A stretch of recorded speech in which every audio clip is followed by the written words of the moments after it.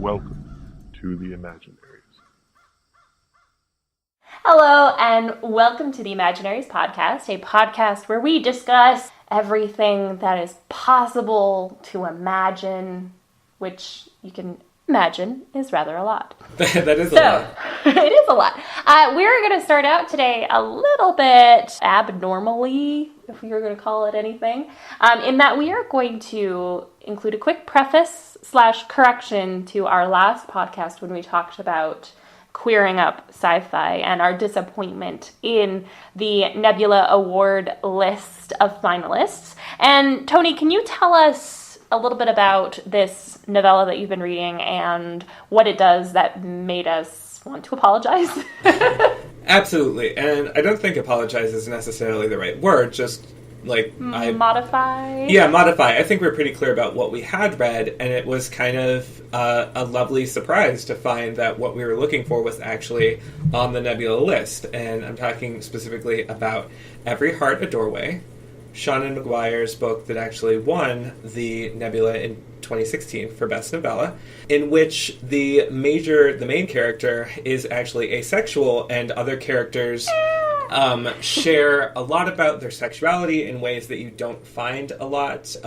Young women, for example, her roommate, talking very frankly about masturbation. Another character who they meet is kind of magically a trans person, and I haven't finished the novella. I just got really excited when I saw all of this, and I was like, this is awesome. Like, literally all of the stuff we were saying was just one book further on my reading list. So I really wanted to say that I'm really happy about finding that out. Like, major props to Seanan McGuire for, like, pushing the way forward, and I am excited to finish the novella.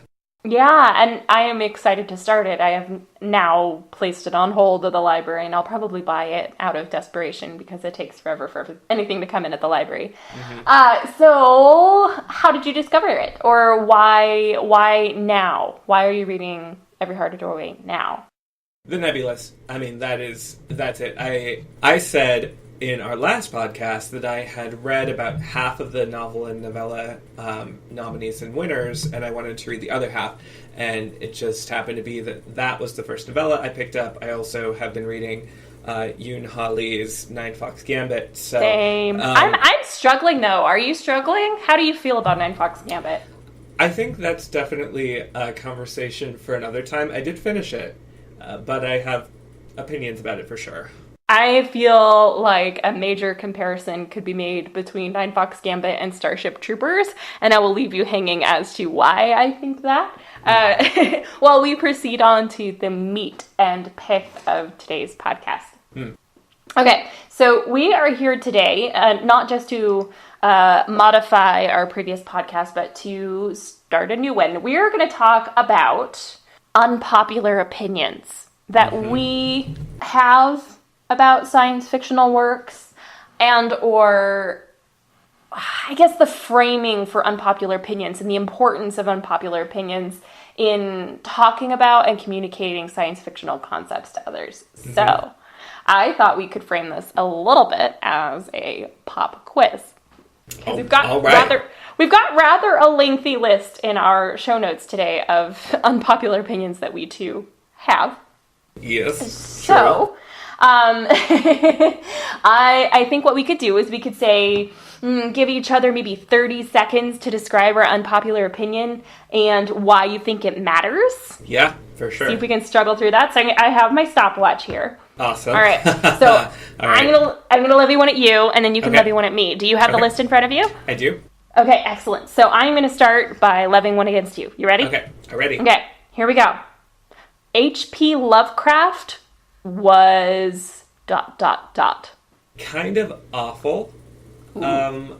That's a little bit of an overstatement. Has not aged well is maybe more appropriate, because it's hard to just kind of do away with him wholesale, because I think that a lot of folks who I do like, you've heard me talk about Kiz Johnson and her amazing novella, The Dream Quest of Violet Bow, Jeff Vandermeer, and so much of what he's done, especially... 30 seconds. Sorry. No, I can complete the thought, because I think you're headed somewhere interesting. Yeah, so you've heard me talk about Kish Johnson's The Dream Quest of Ballot Bow. You've heard me talk about Jeff Vandermeer's work, especially the Southern Reach trilogy, and others who owe debts to Lovecraft in the case of Ballot Bow, which was inspired directly by Lovecraft and wanting to retell it in a way that wasn't problematic in Johnson's eyes. So, it's hard to say he's awful. I don't think he should have existed. He shouldn't have written. That's not what I mean. What I do mean is that fetishizing him and sort of like dragging him back into the spotlight when the contemporary work that is inspired by him, his lineage, his ancestry, or I don't know if ancestry is the right word. There's a word I'm not thinking of. But I think that's so much more interesting than keeping the old work sort of circulating. So I think Lovecraft is one of those authors where he's important to talk about and he's fascinating to talk about. I don't find the experience of reading Lovecraft, in my very limited experience, and it's a recent experience too, to be all that enjoyable. Yeah. All right, you want to levy one at me? Yeah. Let me ask you something. Fill in the blank. Firefly did not blank. Need another season. And I know this is going to get me into hot water because when we love something, the natural tendency is to be rabid for another season. And actually, this has come up for me recently as well in relation to Sense8, which has not been renewed for a third season. Mm-hmm. And it was a big deal in the Twitterverse. But with Firefly specifically, I think it's a great example of a show that started a fantastic new movement in sci-fi, or at least like a re-envisioning or revival in sci-fi of the space western. And I think it created quite a few interesting plot lines and stories. But when I go back and rewatch it now, there's very few episodes where I find myself saying, I wanted more of this. There's a couple episodes where I do. The funeral episode, and those of you who've watched the show will know which one I'm talking about.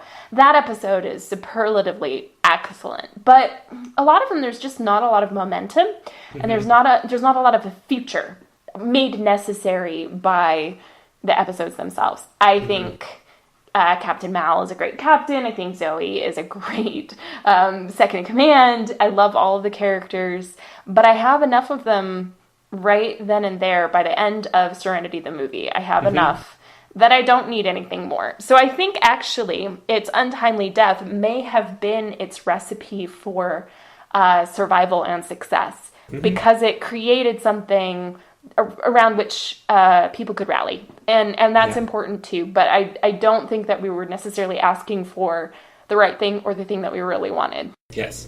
Yeah, I both agree and disagree with that. I disagree because Firefly is a show that I thought when I saw it for the first time was great. Upon rewatching, I still think it's pretty great, but it lacks kind of, that newness as it gets older because it's never going to be the first time. But I also, and I would have liked to have more of it, because I like to have more of things that I like. It is a failing. Maybe it's a human failing, although I don't want to claim. I don't know if it's a failing so much as we don't quite know what it is that we want. Out of the show. But I agree with you in that the first season of Firefly and the movie Serenity really told that story. It told the story of this scrappy group of characters who we really liked, who picked up a doctor and his sister and found out what had happened to his sister, where the Reavers in the universe had come from. Was everything wrapped up? No. Was that story told in a satisfying way over those few episodes in the movie? For me, yes. Do I think we needed more? I would have appreciated it, but we didn't need it. And I think you're right in that if we had had more, it wouldn't have been as tight.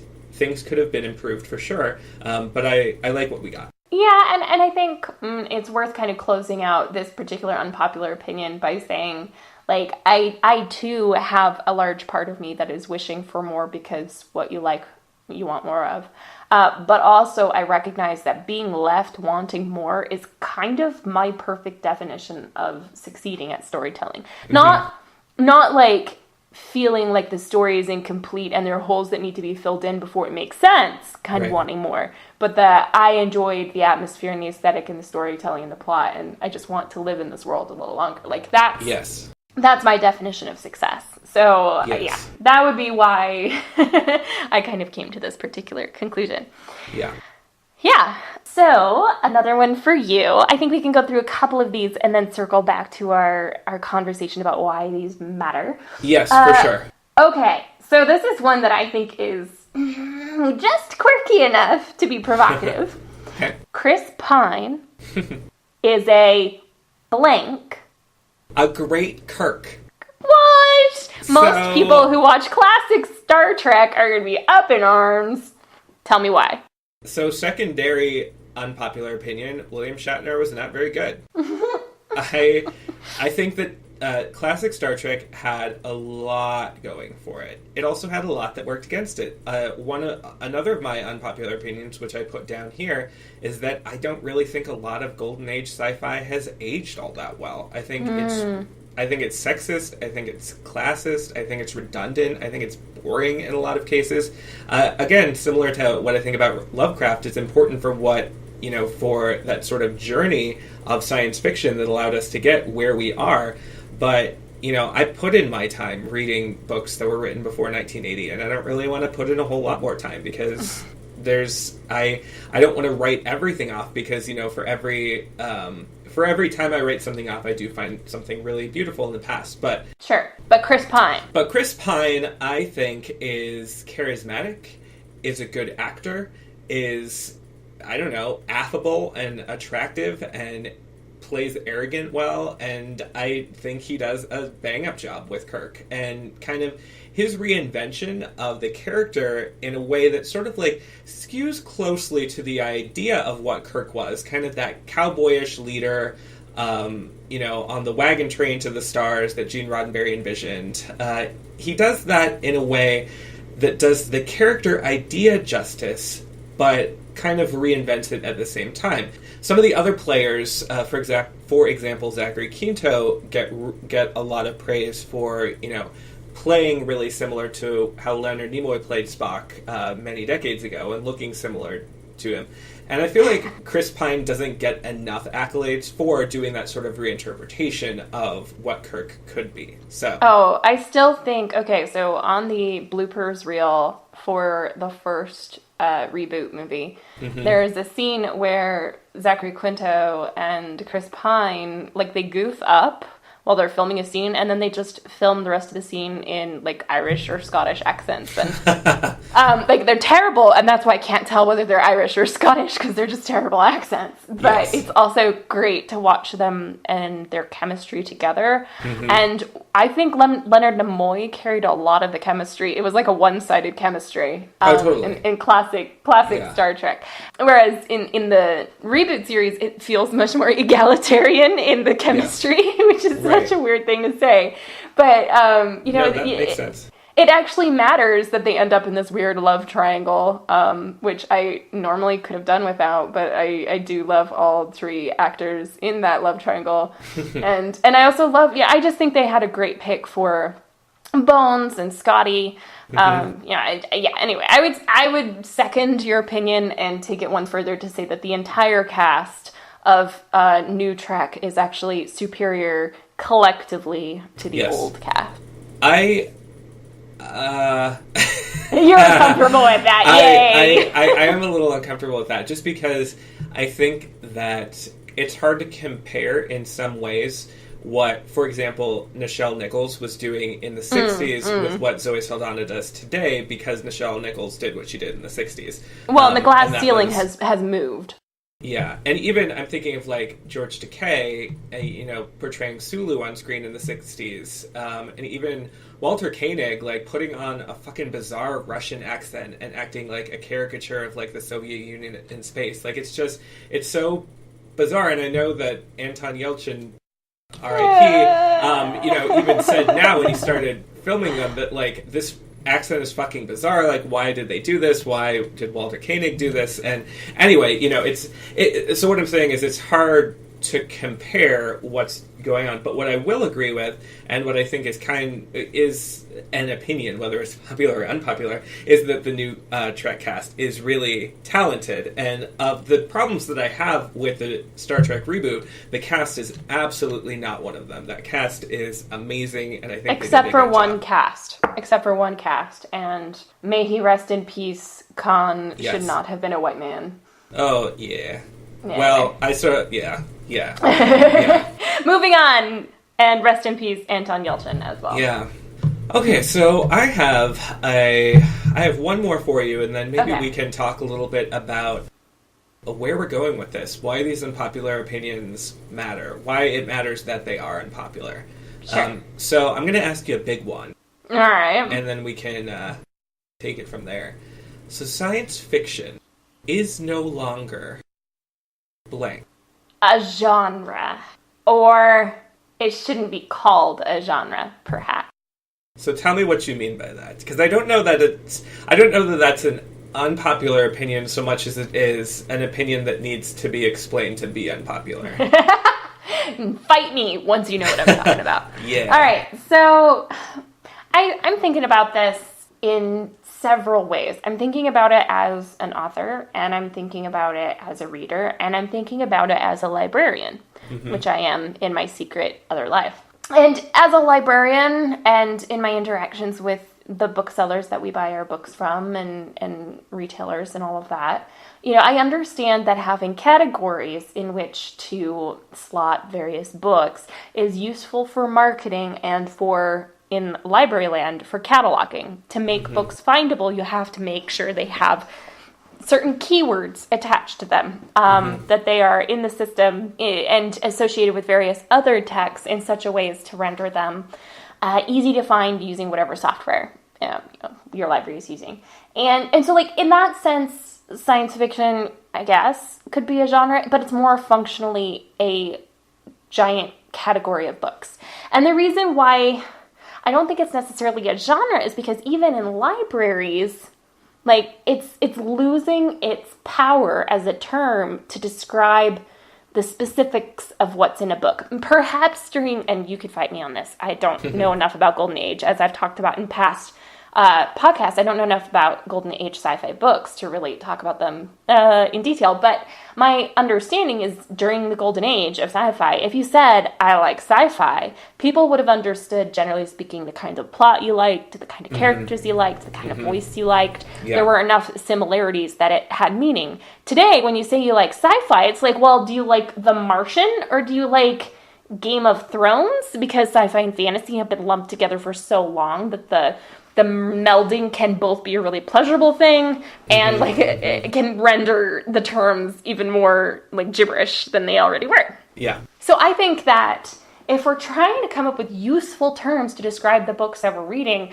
sci-fi doesn't really do it anymore. And we talk about the science fictional affect and doing science fictional things and thinking science fictional thoughts. But even when we use those terms, I'm still kind of going, well, but what do we really mean by this? At all.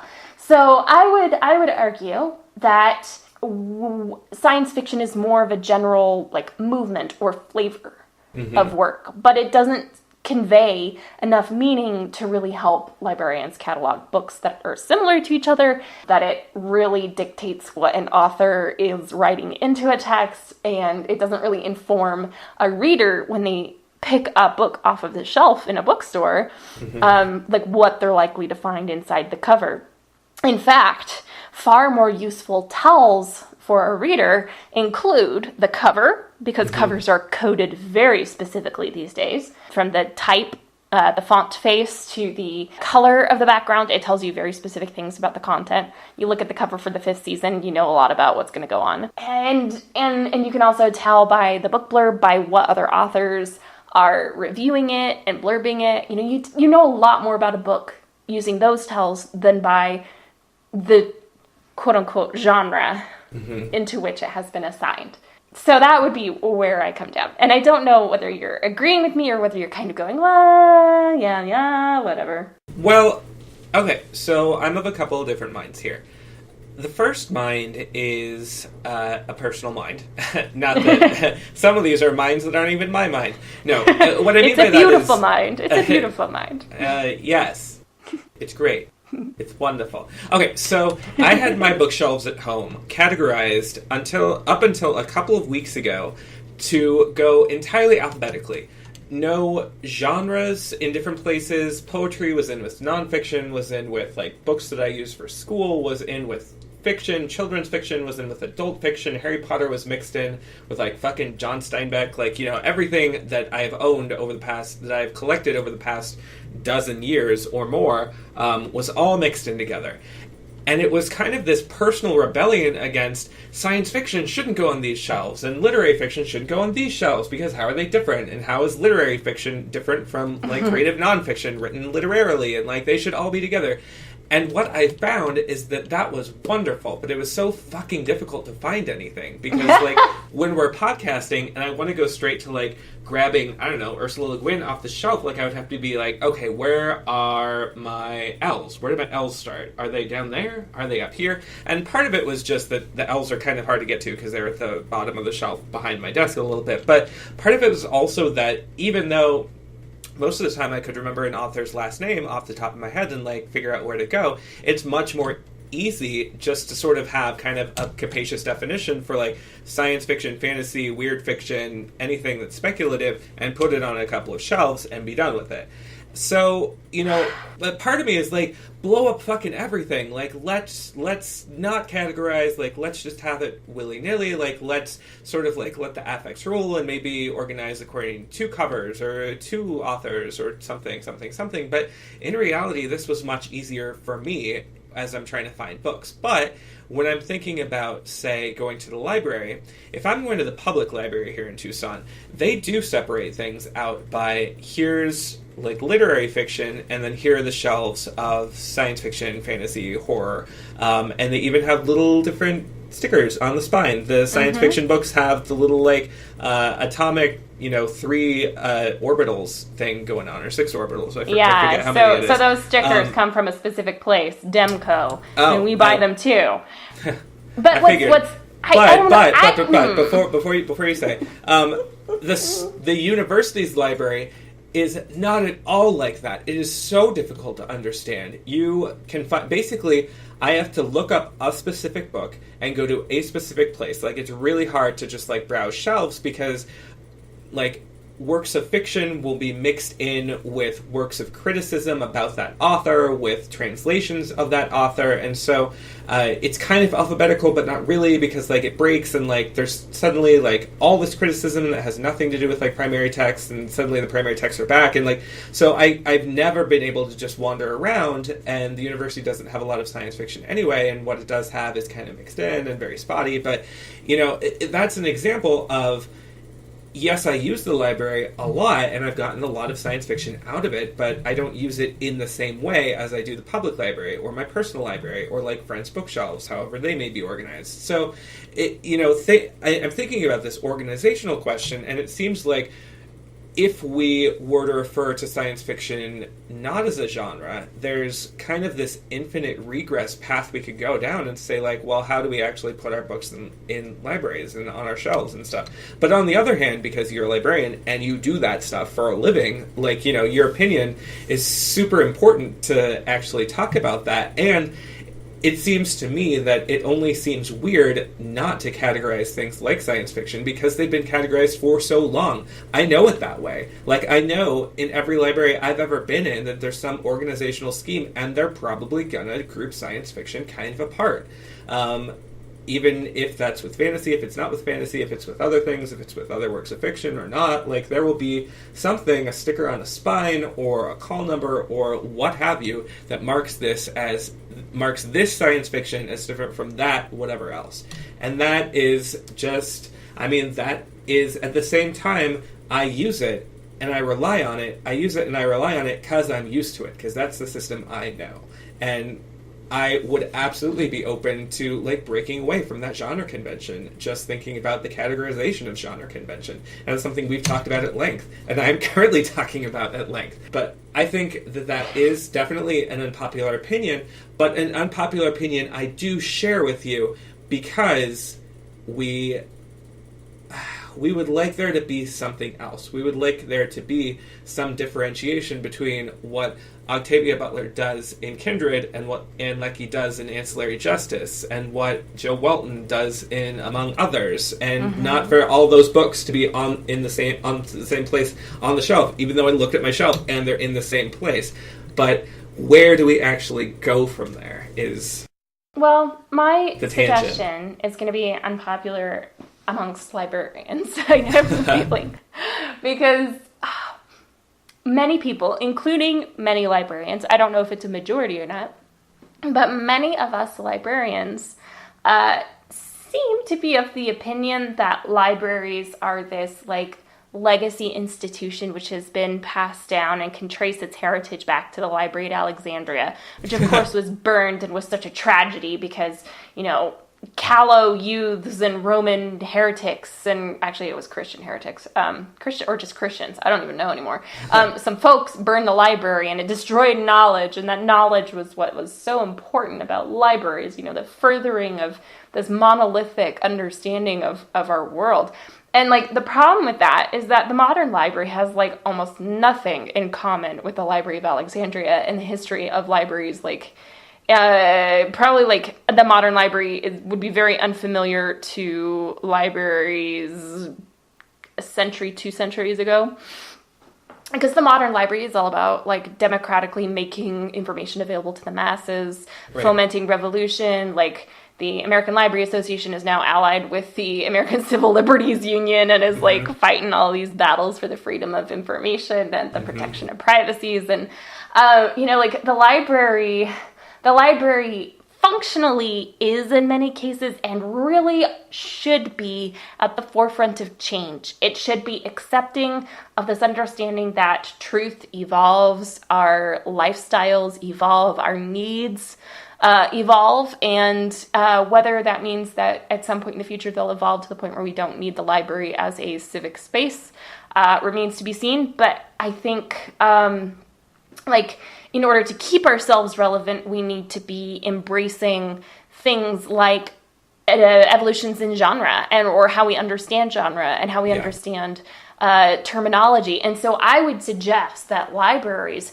should be doing what these indie bookstores, some of these cool indie bookstores do, and inventing new categories, new weird categories that make sense to the librarians actually handling the books and, like, reading the books. Yes. Instead of, like, some monolithic understanding of genres. So nonfiction looks like this, and poetry looks like this, and literary fiction, I'm crooking my pinky finger here, literary fiction looks like this. And, and part of the problem with that, of course, is that, quote-unquote, genre fictions, like crime fiction, like horror, like sci-fi, like romance, they end up being looked down on, and it's a classist exercise. And a lot of what we've been talking about with unpopular opinions, this all ties together in my mind, because I feel like unpopular opinions in science fiction specifically, and, like, our weird understandings of what libraries are supposed to be for, like, are all rooted in a very classist understanding of who we are and what is better than that or this or that other thing, Right. So, take that, universe. Well, I love that. And see, right when you say that, I'm like, I love it. And then immediately, because I'm looking at my shelf still, I'm like, oh, yeah, I totally could, like, put the weird fiction together and not just have that one shelf like that. And I think part of the problem for me, at least, is just that lack of exposure. Like, what I know is to look for the little sticker that has the 3 atomic orbitals on it, because that is science fiction, and that's what I am browsing and looking for looking into for my next book. And, I have not been in one of those bookstores, so far as I know, that does a really interesting job of categorizing things differently, but I'd love to see it and, have that actually be based in what the booksellers or the librarians believe is a way that makes sense for putting things together in a way that they understand, in the way that their customers or readers understand. And I love it. I love that idea. But getting away from that and to where these unpopular opinions come from, I want to hear more. Tell me more about the classist underpinnings you're talking about. Because my response to that, sorry, I asked you a question and then immediately start talking. But the reason why I want to ask you that question is that I think that part of the reason why science fiction is so compelling to me, apart from the fact that I grew up with it, because I grew up with a lot of things that I don't, want to make podcasts about and do myself, and et cetera, et cetera. But part of the reason it's so compelling to me now is that I have read some of the academic work. For example, oh god, he just vanished. The Seven Beauties of Science Fiction Chichery Ronay by Istvan Chichery Ronay. And that kind of work kind of lends it, if you're someone who knows a bit about the academics, lends it that degree of credibility, and it's something that science fiction as a genre, science fiction writers, science fiction critics, folks who have been involved with science fiction have fought for and have fought really hard for, as far as seeing some value to works of science fiction, to saying, like, yes, we can analyze these texts on the same level as, like, literary fiction, and also on very different levels because they're doing different things, and yet they deserve the same respect that you're offering to these other texts, and not to be looked down upon. So that really has helped me, since I've been in school, come to terms with liking science fiction in another way.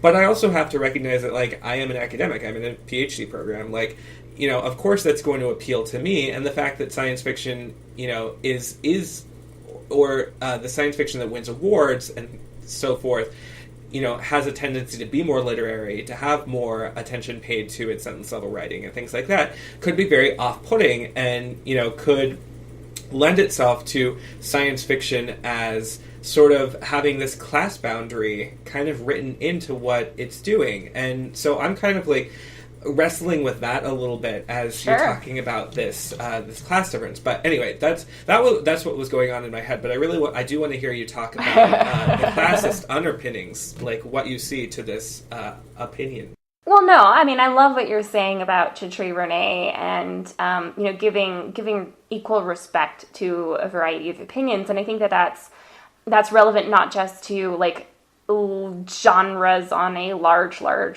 scale, like the meta scale, but also on a granular level within science fiction itself. So the unpopular opinions we've been espousing, the whole point of getting them out in the open is to say, okay, I have an opinion, I'd like to hear your thoughts, I would like you to respect that I have this opinion, now I will listen to you and your unpopular opinion, and I will respect you, and we will communicate about this. But I guess kind of like politics in the modern age, and we're recording this on the night that Britain's having its election, so it's on my mind. Political dialogue is pretty polarized too, and in a lot of ways, I think about science fiction in similar ways as to how I think of feminists, where there is a lot of infighting among feminists. Like the move towards intersectional feminism has been a long road, and you'll have white feminists coming against women of color who are feminists, and you'll have them coming up against trans women, and you'll have them coming up again and like policing what's acceptable feminism. And I feel like that's similar to what's happening in science fiction, and I don't want to imply that either side is rendering the other more respectable or less respectable. I think of feminism as existing in a very different sphere from science fiction, for the most part. But there's a lot of science fiction lovers who will bond together to fight the literary fictionists who are all like, our fiction is better than yours. But then within the science fictional community, once you start looking at it on a granular level, everyone's fighting each other over what's superior science fiction. Like our podcast about hard sci-fi, quote unquote hard sci-fi, are we just using this as another term to say that this book is better than this other book because its science is better somehow? And what does that even mean? Oh my God, that was such a good podcast, by the way. Really, really good one. I think that your ideas about Chichery Renee and like making sure that we're having an actual dialogue, that's the whole reason to revel in these unpopular opinions, to revel in science fiction as a whole, to revel in being a feminist, and all these good things.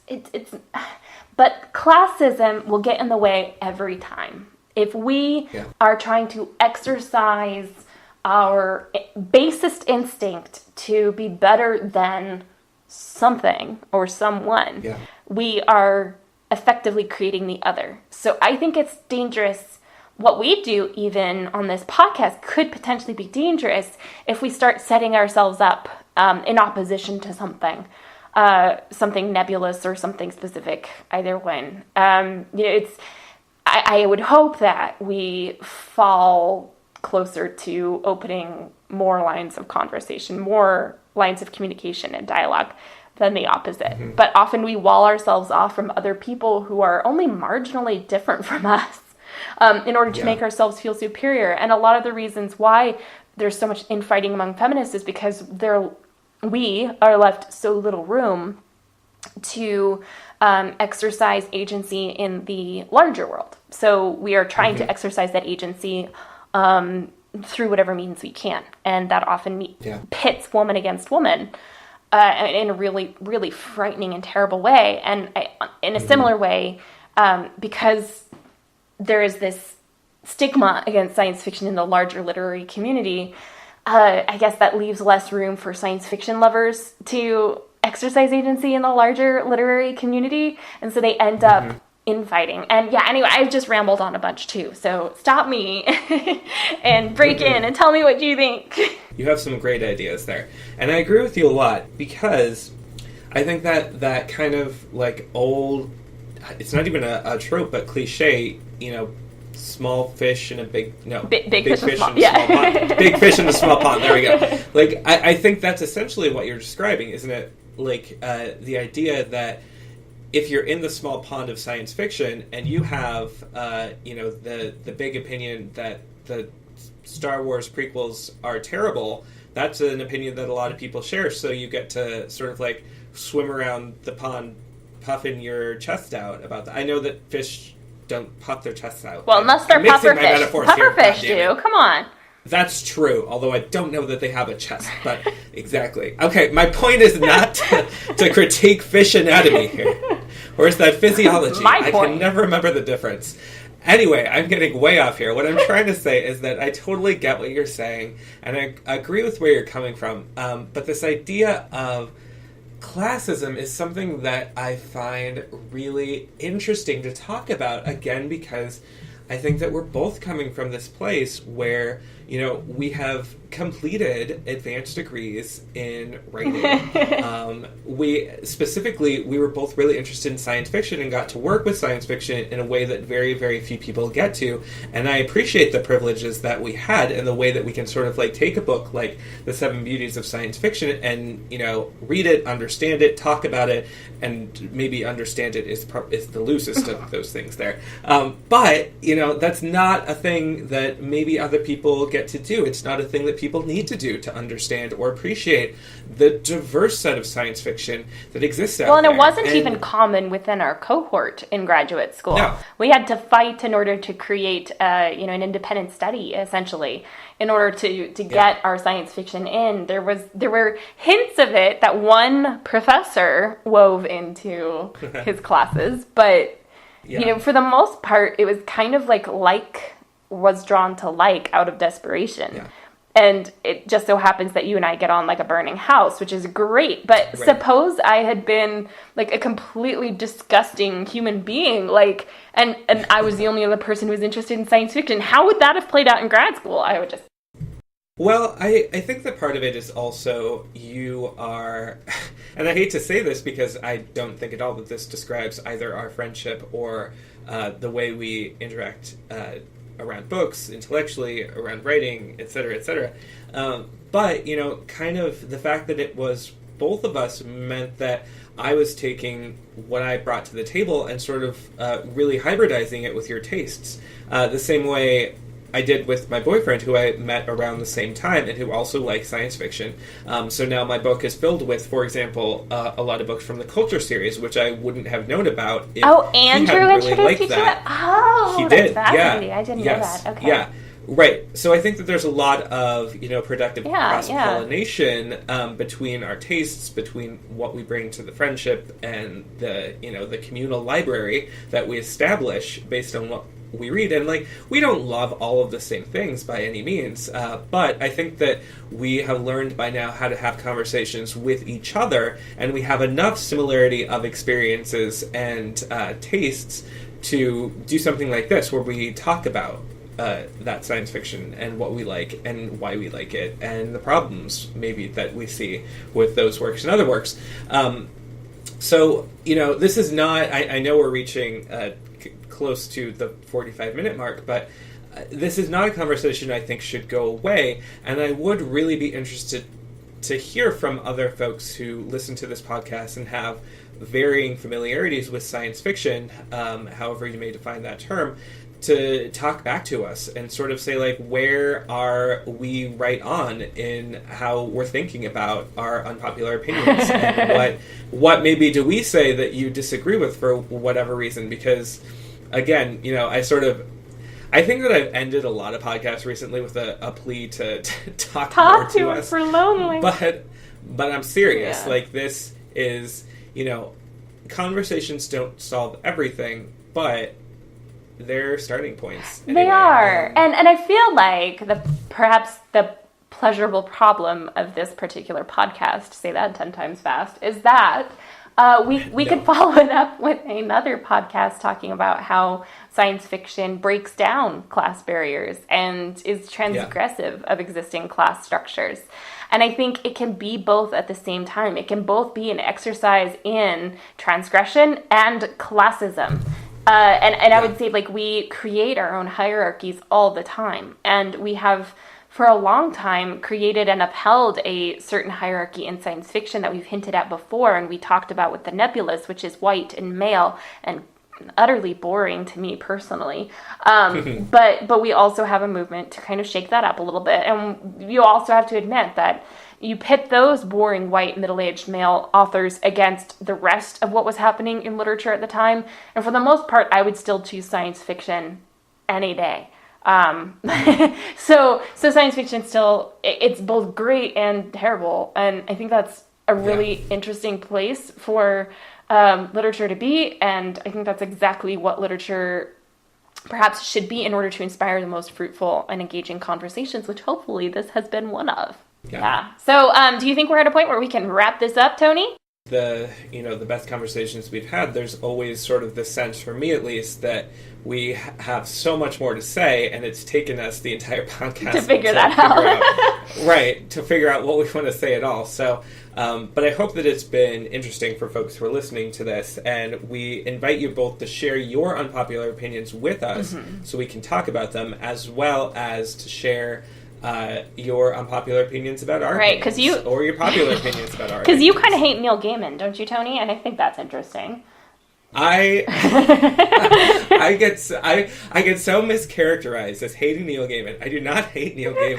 I just don't. You just think he's like trash. him very much. I don't have a personal animus for him. He wrote one of my very favorite short stories, How to Talk to Girls at Parties. I love that short story. I think it's fantastic. He has also been responsible for a lot of work I don't think is very compelling or interesting. And I honestly do wish that the amount of joy and verve that other folks bring to and take from his work is something that I could experience. But for whatever reason, he just doesn't. I think you got that from Pullman. I don't get it. I think you got that from Pullman. I'll take that. Yeah. So your Pullman was everyone else's Gaiman. And actually, a lot of people like Pullman, so that doesn't really hold up. But anyway, Tony, where can you find us? You can find us behind your curtains. God, Make sure stop being creepy. I'm just kidding. It gets worse every podcast. We can't fit there. I'm gonna pick things that aren't creepy anymore. I will not swear to that, though. Okay, so you can find us on the internet, right? Because the internet is home of all things. Listen to us either on iTunes or on SoundCloud or on YouTube. Each of those places we are the Imaginaries. If you want to talk to us, we are on Twitter at imaginary_pod. We also blog, not very actively, on our website at imaginaries.us. And if you want to support our ongoing endeavors, you can look us up at Ko-Fi, Coffee, Ko-Fi. If you search for the Imaginaries, you'll find us there if you want to toss us some change. Yeah, that would be lovely. And as Tony mentioned earlier in the podcast, we do like to encourage conversation, even if it feels like we're shouting into a void. There are plenty of likes on our SoundCloud episodes for me to, I guess, expect or understand or hope that people are actually listening to the podcast. So if you are listening to this, please just drop us a line. You can even just make it a like on Twitter. It doesn't have to be a huge commitment. But letting us know that you're out there and that you're willing to engage is really, really handy for us defending our egos against the long, dark night of the soul. So I was going to say the long, dark night of the internet. There you go. Yes, the internet and the soul are the same thing. So on that note, we would like to thank you for listening to us today. And you will have many more episodes to look forward to, we hope, including a continuation of our Babylon 5 watching parties. Whatever you call them, mystery, not science. I said watch-along. Watch-alongs? Okay, here we go. Yeah. Okay, our watch-alongs. And on that note, we bid you a very fond farewell. Bye! Bye!